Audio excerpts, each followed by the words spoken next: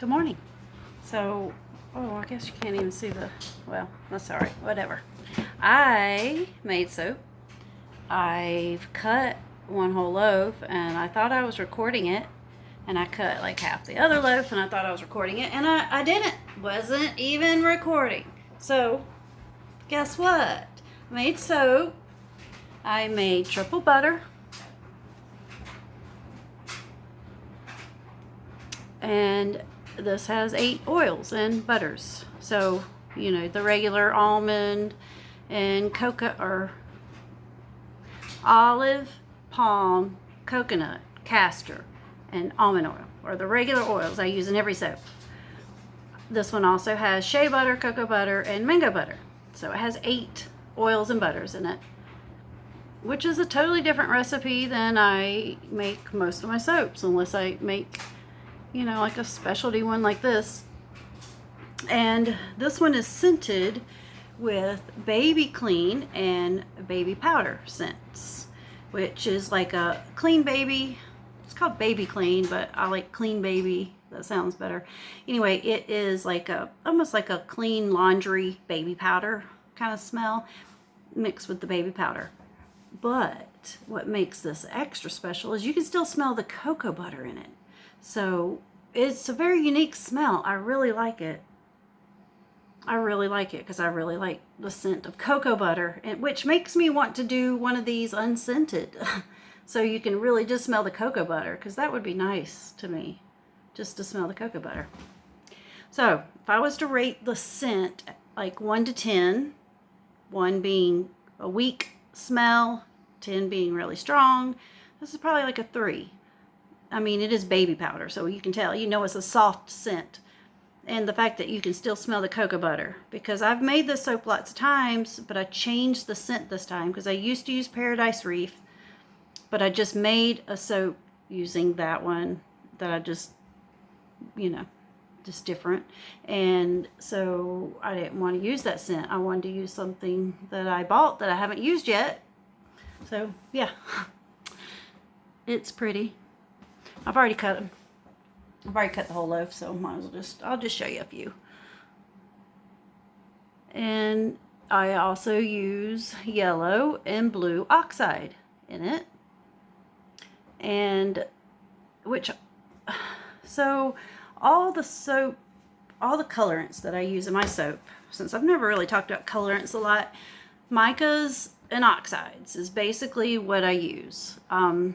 I don't use any of the dye colors. Like, I don't use dyes, but I do use a few oxides. I use titanium dioxide, titanium dioxide.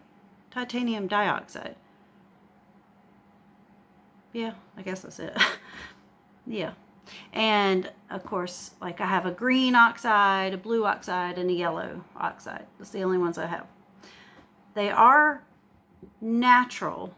They're oxides, come from nature. However, so do micas. However, the stuff that comes from nature is higher in contaminants because they come from things that have a lot of heavy metals. So a lab created oxide and a lab created mica is actually going to be safer. You're not going to get high levels now of heavy metals, exposure to heavy metals. So with that being said, soap itself is a wash on, wash off product. It's not like a lotion that you put on your skin and it goes into your skin. Almost everything that you are using a soap is going to wash down the drain. It's kind of the point of soap. You need water, you need friction, and soap, and it washes and then it rinses away. So anyway, yes, thought I'd explain the colors and how or why I use what I use. It is safer than the natural stuff. There is no regulation. They don't regulate the heavy metal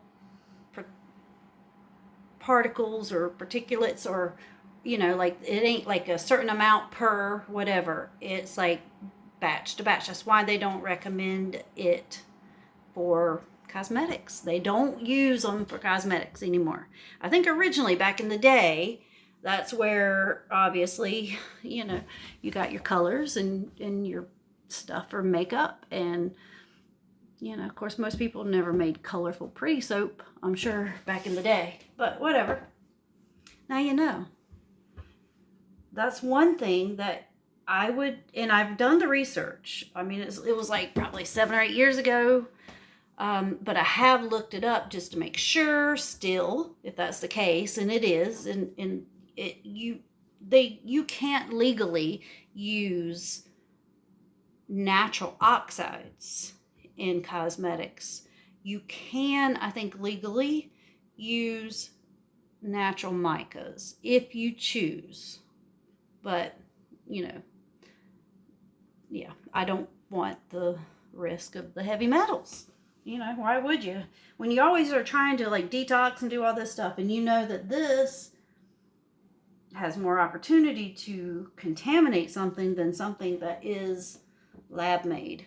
And that is like so opposite of, that's like the opposite spectrum of anything else I normally would ever say about lab versus natural. But now you know how I feel about it. This is Nag Champa. Did I say that? This is Nag Champa scent. And if I rated this from a 1 to 10, I would say it is more like a 9. It is a very strong scent.